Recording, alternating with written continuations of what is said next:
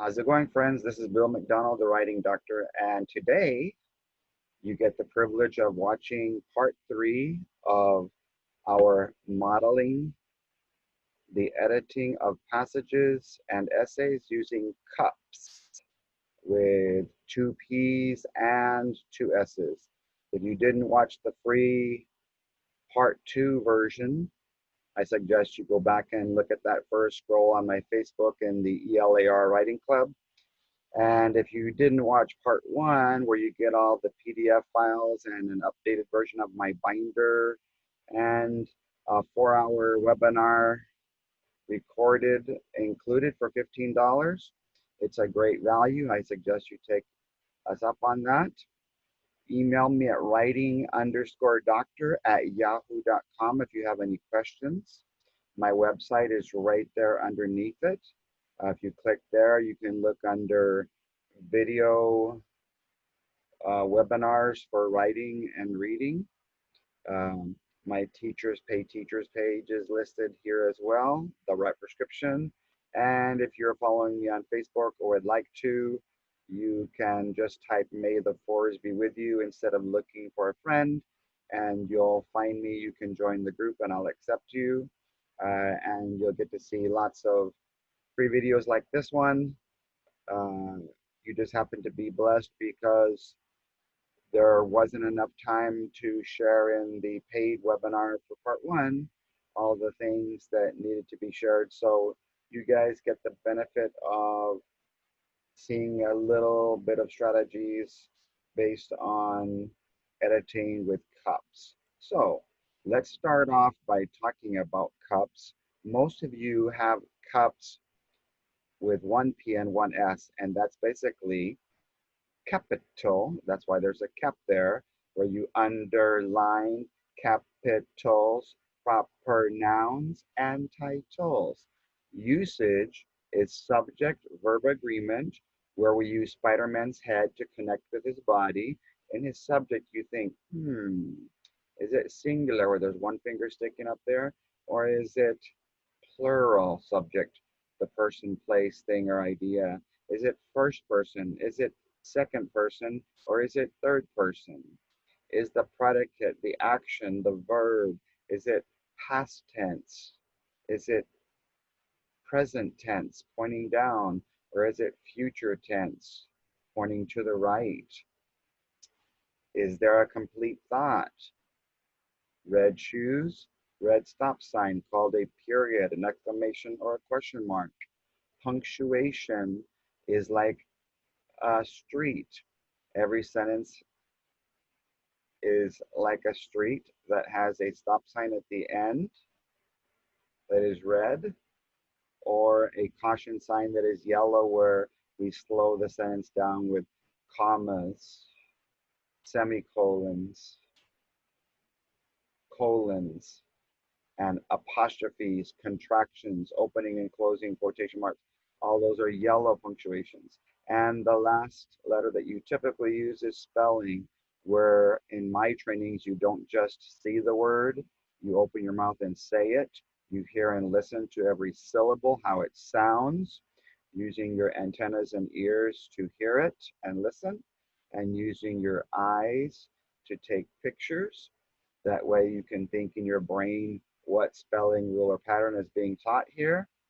If you can't get it in that big called the brain, then use one of 2 books called a dictionary to look up the definition, or a thesaurus to look up synonyms, or what I call with students cinnamon rolls. Whoever gives the best synonyms in our class gets to break school district policy and have a cinnamon roll as part of their breakfast or their class. And then hopefully you go through all these steps for spelling, you'll write the right answer.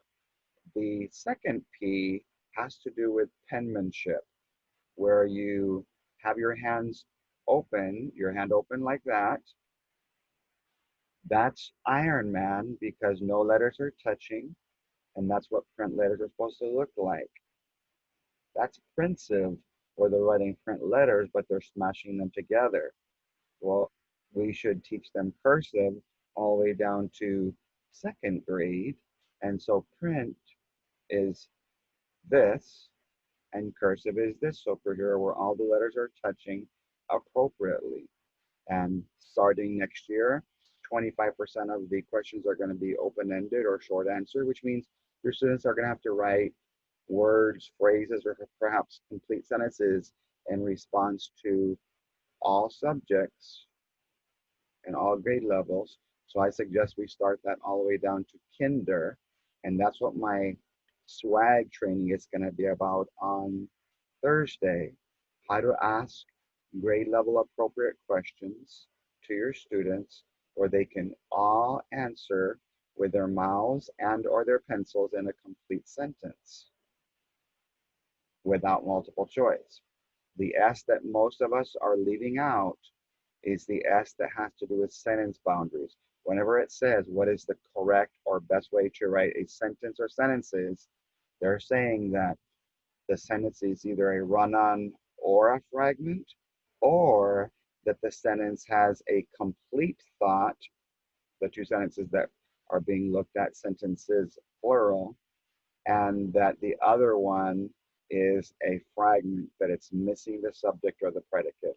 So that's basically CUPPSS in a visual kinesthetic form, and your students are going to have their hand on the STAR test. So all they have to do is quickly draw a hand, because many of them don't get a graphic organizer for the test, and they can write CUPPSS with two P's and two S's to remind them, oh, if I see a question that says, what change? It will be CUPPSS.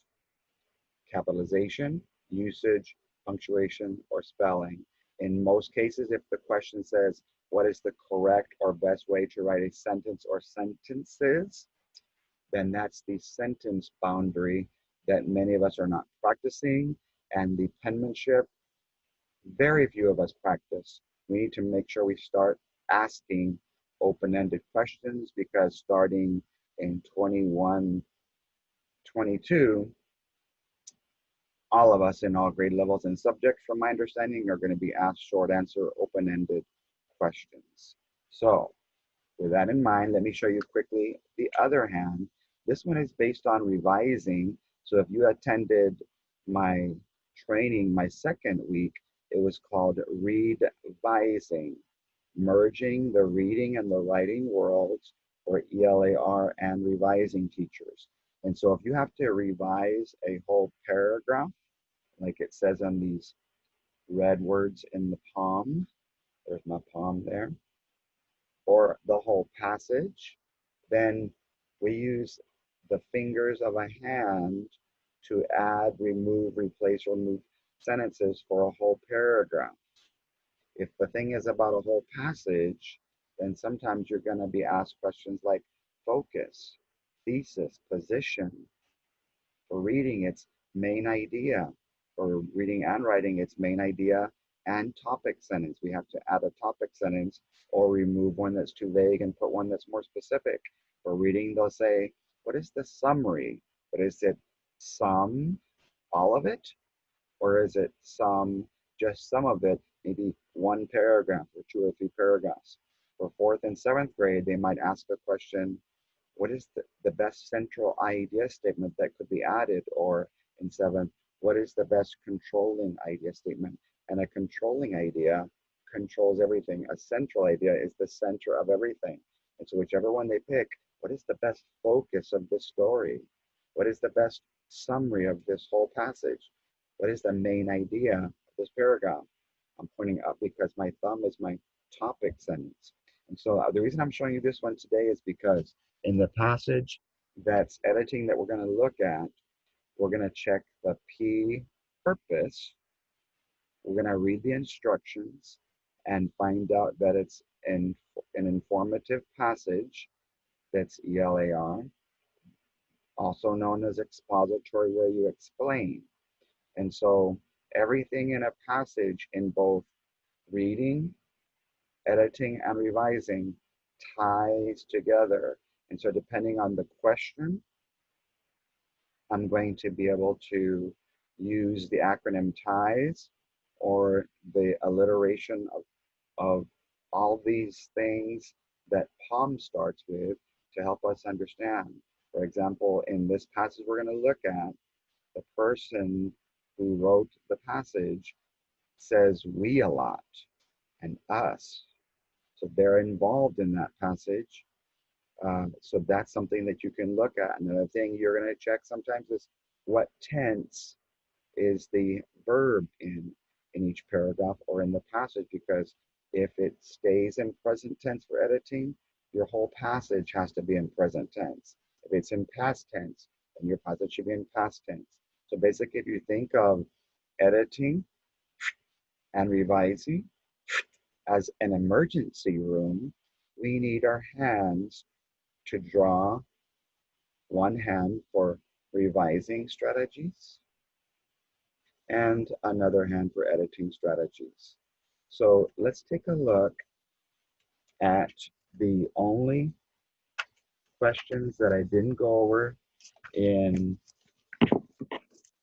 part 1 or part 2 of my webinar, editing passages and essays. And so we did say you could look at the instructions. Many of the editing, in fact, all of the editing passages for ELAR so far have not had any titles. But just because something doesn't have a title doesn't mean it doesn't have a topic. And so your kids are going to have to read the instructions, because inside the I instructions, you'll get the big idea and you'll get the topic. What is this passage about? And then you're going to be able to find out in the instructions, are they going to be asking me in this passage to do corrections with editing, cups, or revising with arm or arms content? And if you look right here, it says, Sharice wrote this paragraph after learning about golf carts and how they compare to driving real cars. Sharice just happens to be my daughter, who just turned 18, and I'm trying to convince her that she will not die if she practices driving a golf cart instead of driving a real car out in the real world. But that's a hard job. She's not being convinced so far. Read the paragraph and look for corrections, ding, ding, ding. In the instructions, we found out the topic, comparing and contrasting golf carts and real cars, and that we're going to be doing editing because of that word corrections right there. Sharice needs to make and answer the questions that follow. All of these highlighted in yellow sentences are what the questions are about. Now, just for your knowledge, this year in the ELAR sample passages they sent us for 3rd through 8th grade, they tend to use the same passage twice. And what I've noticed is the passages there the first time with 3 editing or revising questions. And then they'll show the passage in set 2 with 3 more editing or revising questions. They just change the content or the conventions, the mistakes. They have different corrections to be made with the same passage. Now, it does say that in the reading ELA, we're either going to get a paired passage or a possible writing passage which involves editing and revising. And it does say 6 items. So I'm not sure yet if they're going to give us one passage of editing, but it does say passage. So I'm thinking what's going to happen is they're going to give your students 6 ELAR editing on the field test items this year, 6 ELAR revising, or they'll get a paired passage with a limited amount of words, because it says on each grade level what the maximum amount of content is for the main part of the test and the maximum amount of words that they would have you be expecting in the field test portion.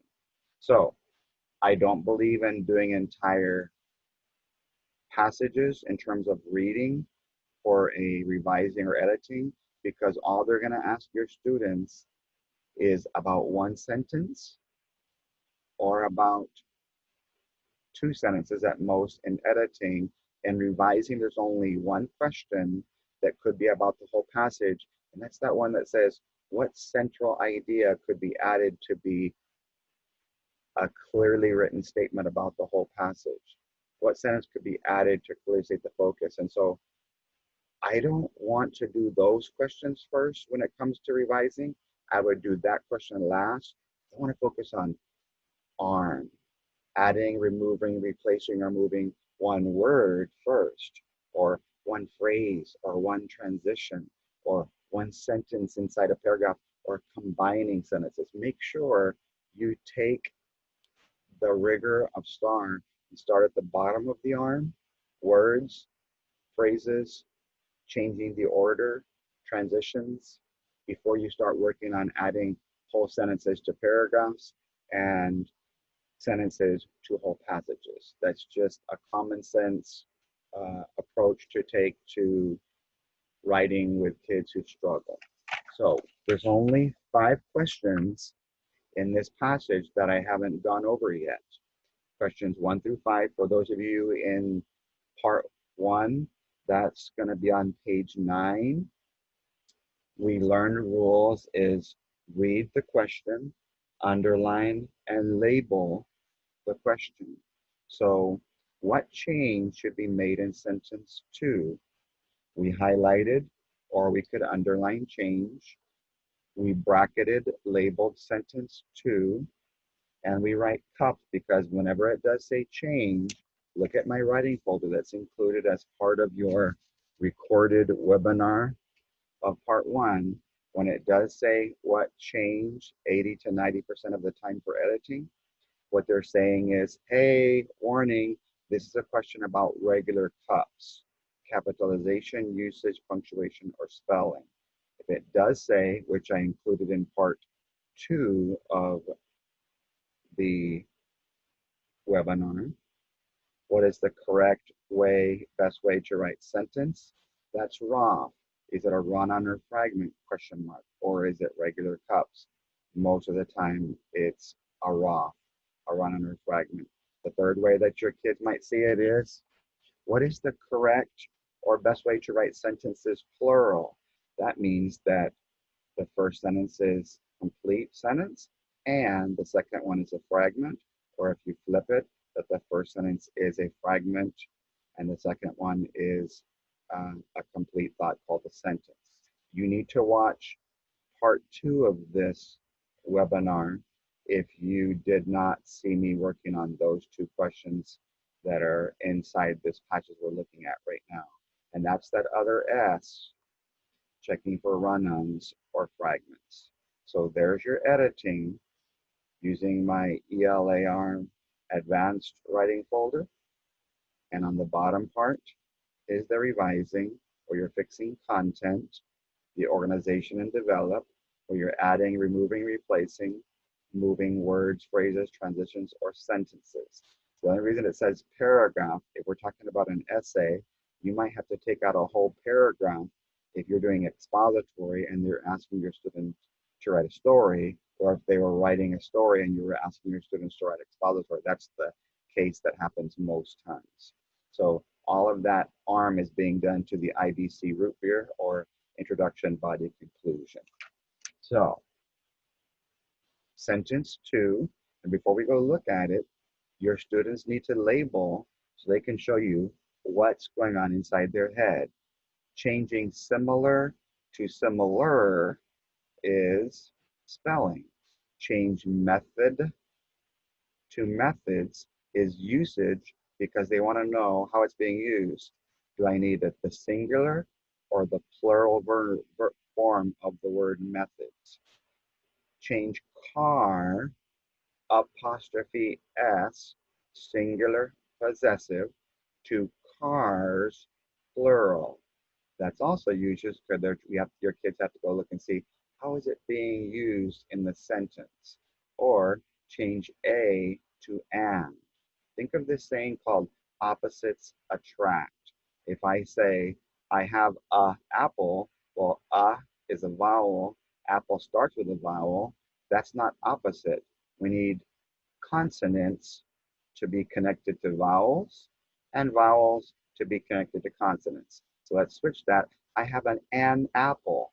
An ends in a consonant, and apple starts with a vowel. So you want to make sure that the kids understand, oh, I got to make sure that I think of the strategy opposites attract. And so we're only going to use an if the next word either starts with a vowel or has a vowel sound. For example, I will be back in an hour. Even though it starts with an H, it has a vowel sound. I am an honest person. Because those have vowel sounds at the beginning, that's when you would go ahead and use the N, A-N instead. It's basically a rule breaker. So let's go ahead and take a look at sentence 2. What you could do, an additional strategy, is label the sentence number and also write the question number right above it so that when we get to the passage, we make sure I'm going to look at sentence 2 for question 1. I don't want to look at question 1 when they're asked. I don't want to look at sentence 1 for question 1 when they're asking me about sentence 2. So let's take a look at that right now. Sentence 2, here it is. Okay. Watch me in the corner of the video as I read it visually, verbally, so I can hear it auditorily, and I can do something kinesthetically. Capital. One method that is very similar to how car, singular, possessive, are used is a golf cart. Okay? Now, if you read that,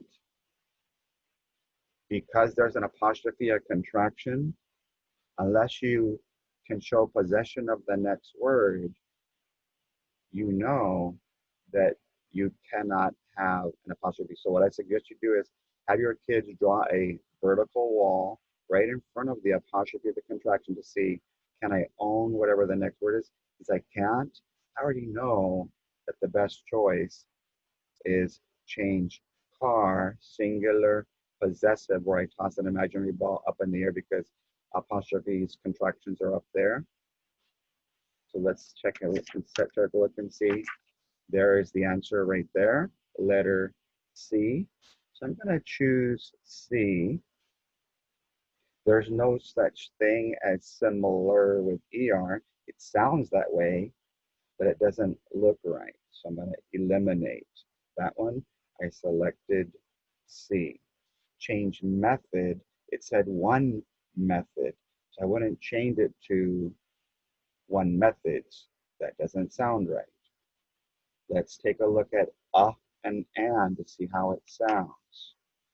One method that is very similar to how cars are used is an golf cart. An consonant would be connected to a G, consonant, consonant, and we said no, opposites attract.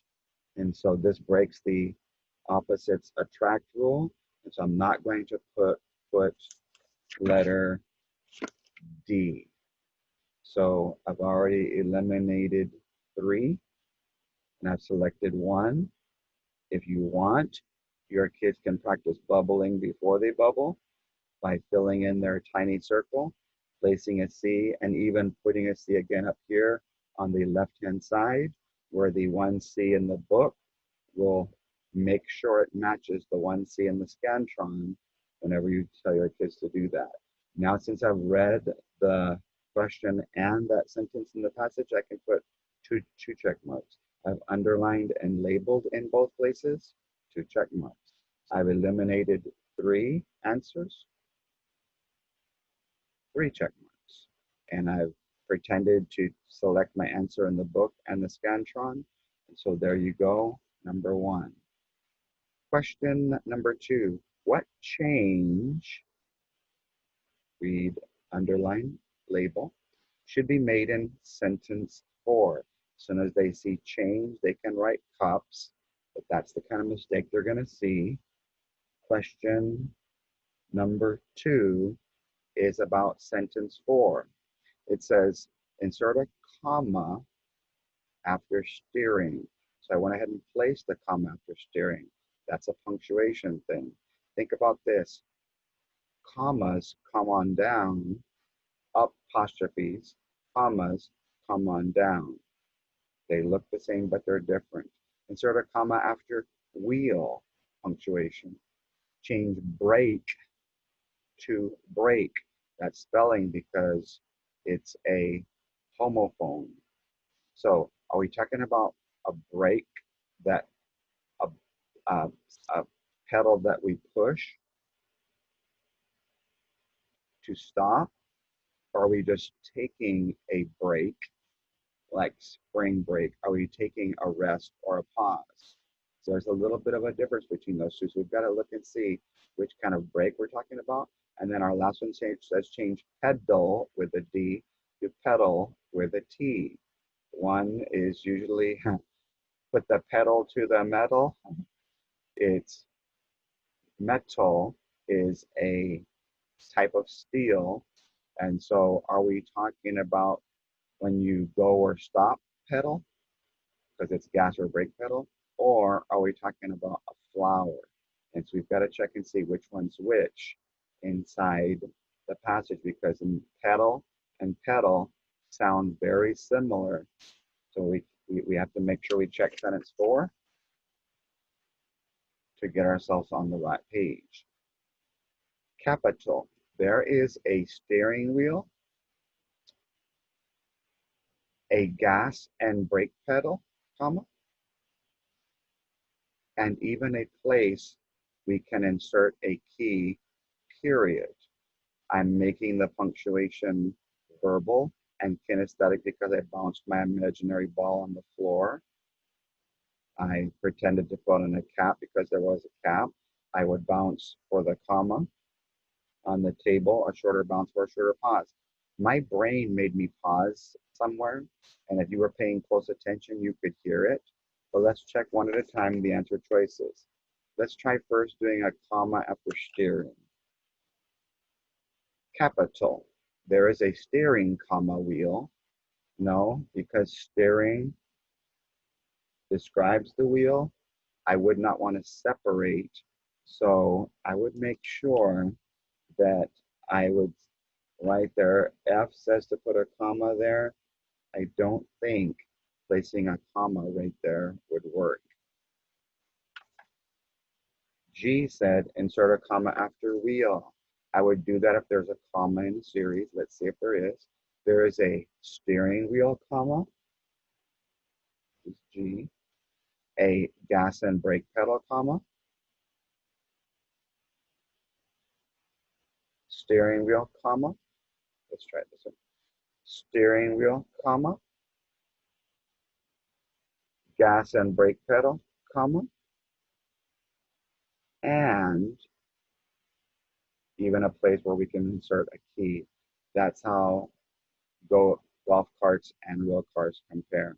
That one sounds right because we have commas in a series and there's 3 things or more. So we think that that's the correct answer. So I'm going to place an X on F to the right. I'm going to put a question mark because G sounds correct. Let's see if we're talking about the break where you stop or the break where you rest. H. A gas and brake. Gas, go, brake, stop. Since we're talking about stopping, we are going to eliminate H. Finally, change pedal with a D to petal if we're talking about flowers. A brake pedal. I don't think the brakes have a little flower down there on the floor unless you have a weird looking car. We're not going to have that kind of pedal. So J, we're not going to do J. But the only one that made sense was G because of commas in a series. And we're proving our answer. Comma in series is what your students might write. I don't need to write a whole sentence. Basically, they're explaining to you, not just eliminating, they're explaining to you on the right, very briefly, why they're eliminating and why they're selecting. So we eliminated 3, we selected 1, and you could do the circling and extra strategy if you want. Number 3, what change, underline, label, read, should be made in sentence 6. This one is about question number 3. Change larger to largest. I'm going to make sure that I didn't make a mistake there in sentence 6. No, I did not. I wanted to make sure that I didn't accidentally capitalize larger. Okay.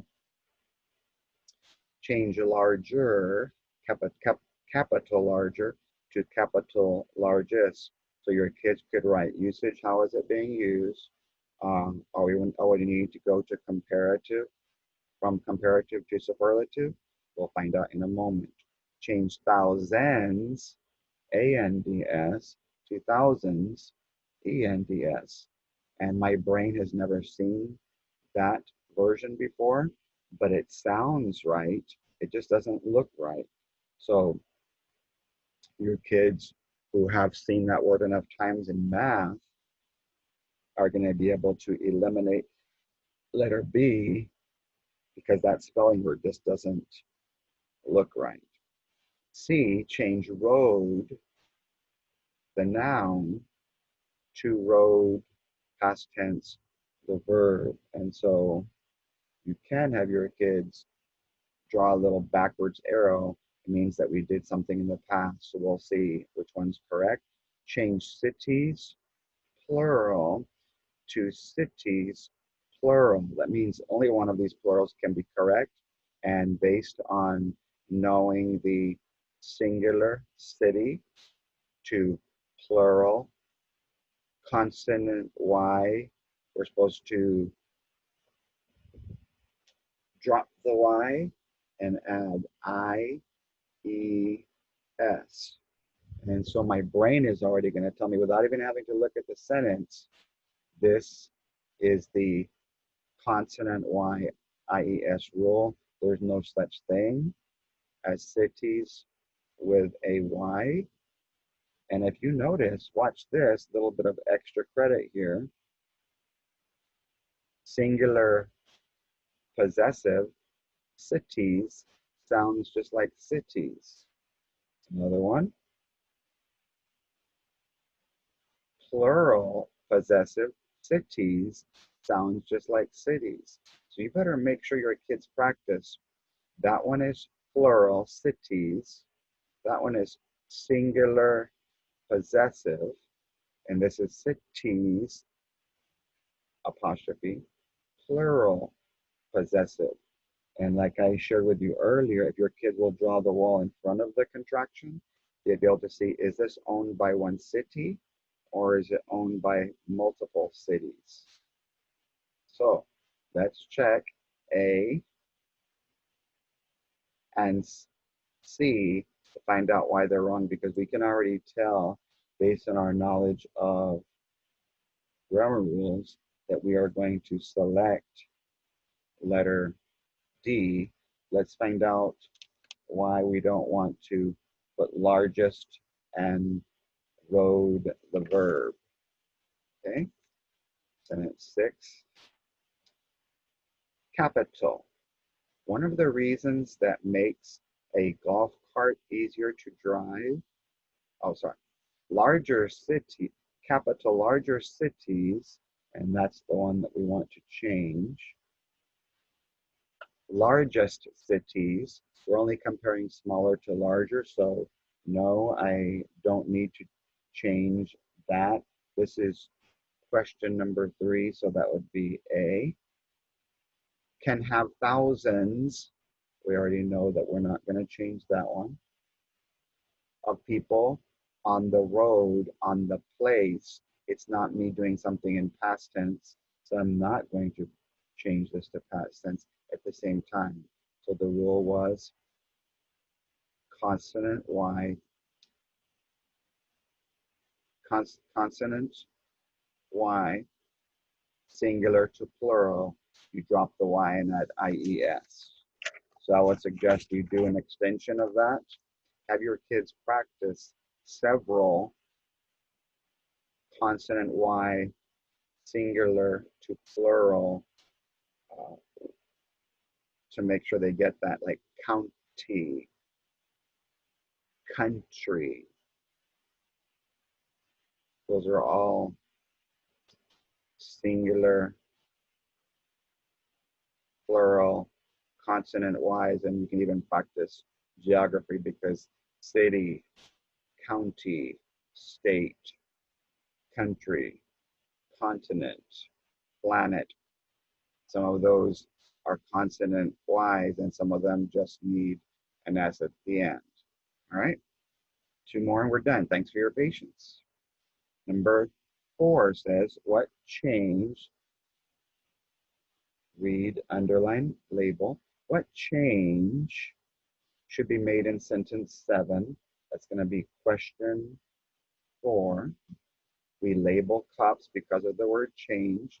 It says change makes to made. Present tense happening right now to past tense happened already.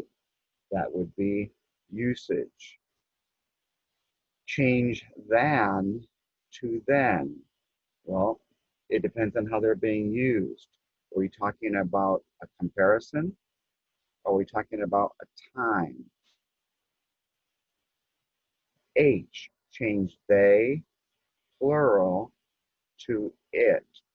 And when I check the sentence, we're talking about a golf cart that's singular.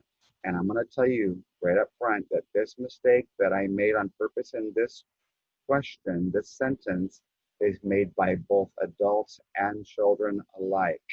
And so I hope that you practice the correct connection between singular and plural pronouns and the singular or plural noun or nouns that go with them. And the last one says change miles, plural, to mile, singular, apostrophe S. And the way you check that, you draw that wall and say, ah, and something belong to the mile. Okay? I'm going to give you the sneak preview answer. We are going to be changing they to it because we're talking about a golf cart in this sentence. So we'll be eliminating F, G, and J. And so I just want to focus this time just on when to use they and when we can use it. Let's check that out back in sentence number 7. Okay, this is probably a hard enough question, or even your secondary, even up to high school students would struggle with this one. Okay, all right, here we go. Capital. One of the reasons that makes a golf cart. Okay, how many golf carts? 1. Easier to drive than a regular automobile is that they is the golf cart, and so you need to change they to it because we're only talking about one golf cart. Now let's flip the sentence. Let's play what I call around the words in 80 ways, but only 2 ways.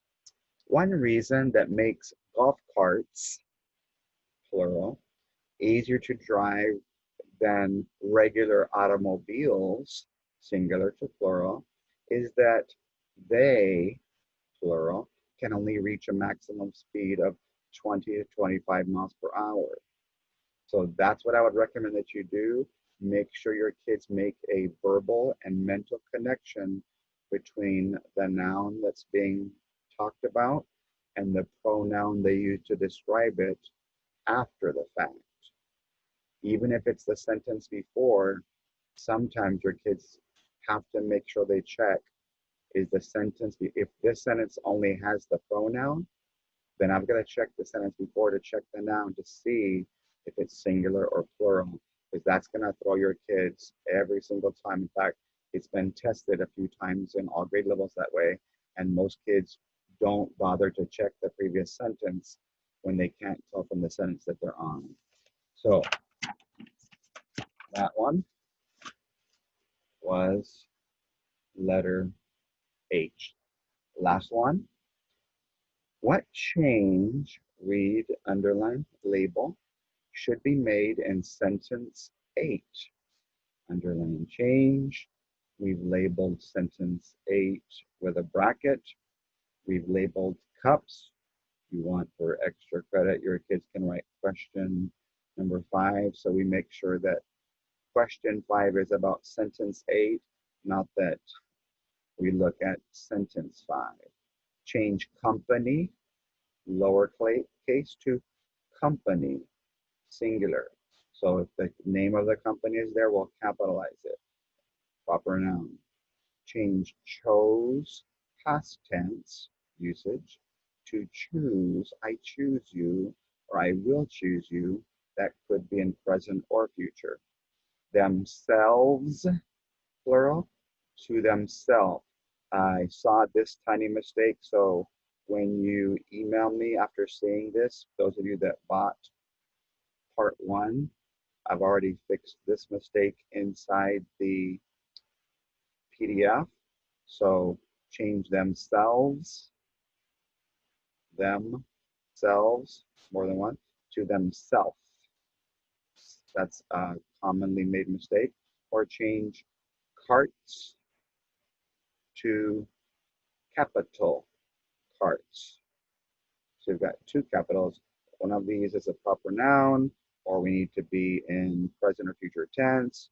And we know that that's not the correct answer because I would not ask you to pick the same answer twice. So let's look and see the choices on question 5. Capital.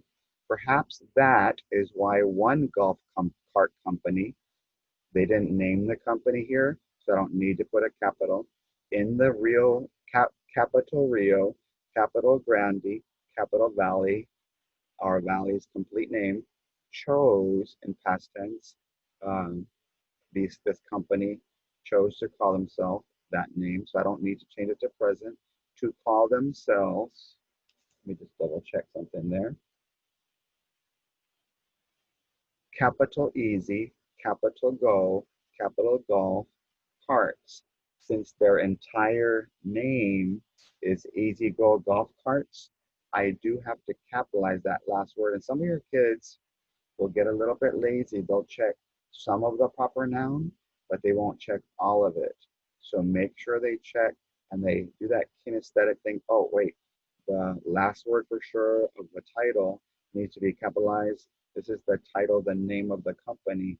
So our rule is going to be capitalized parts because that's part of the name of the company. So we'll go over here to question number 5. That was going to be letter D. We'll eliminate A, B, and C. 3 eliminations. We checked 1. We did underline and read inside the passage, and we labeled in the passage as well. If we want to bubble in just for fun and put our D, we'll make sure that our 5D in the book matches the 5D in the Scantron. So they didn't name the company. We were finding that they did choose this in past tense, and there's nothing wrong with themselves, but the new version, they're going to say themselves, called themselves is the correct way to say that. Themselves is a common error. Themselves is more appropriate for that situation. You can say himself or herself, but whenever there's multiple people involved, you would normally use themselves, or we sometimes talk to ourselves. So there you have it. I promised all of you who got part 1 that I would give you that part 2 and part 3.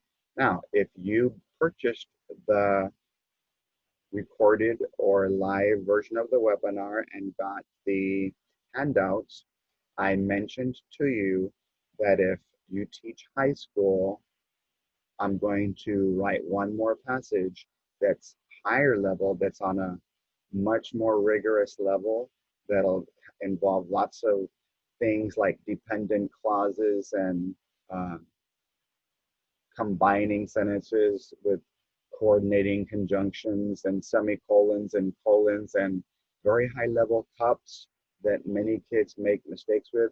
The passage two, I would say would be medium hard in difficulty, but that passage that I'm going to do next is going to be probably the most rigorous, but I would not suggest that you ask me for that one unless you have very advanced seventh graders and eighth graders if you teach reading or writing, or if you're working with ninth and 10th graders. And that will come in the next um, email that I send you. But I'm going to go ahead, my next two emails for those of you that attended the Readvising webinar. I'm going to be doing those two full-length passages that are inside that packet, and be watching for those this week. Don't forget to, if you're watching this on my YouTube page, go ahead and click subscribe or like. I turn off the comments because I've noticed that sometimes people out there in the real world post things that are potentially inappropriate. So I don't mind if you like it and you can subscribe. That way you get any new free ones, reminders. If you have any questions, don't hesitate to email me. As I mentioned, I love working live and in person more than I do talking to a computer. So I would love to work with your students while you watch. That way you can see editing, revising, expository, and ELAR reading modeled in front of you. Or if you need the first time to be a teacher training, I'm willing to do that as well. Just email me if you have the digital or hard copy of the binder. The last 2 pages of the binder have a little questionnaire that you would fill out, and my fees and what comes with a training. July is this month, my last month where I have a discount on my trainings. I am doing a training on July the 21st, I believe, whatever the Tuesday is. Don't forget to sign up for this Thursday's webinar. It's called SWAG, Scaffolding, Supporting, and Subject Writing Across Grades, to make sure that all of us are properly supporting writing in age level appropriate manners and methods in our curriculum, in our teaching, and our weekly lesson plans. God bless you and yours. Take care. Thanks for taking time. Please share or tag your ELAR editing or writing teacher friends with this video. And be sure to keep checking in with my page. May the fours be with you, ELAR Club. And I'll be constantly putting up posts this summer to help you kind of get a head start in this coming school year, because your kids are definitely going to need it. God bless you guys, and take care.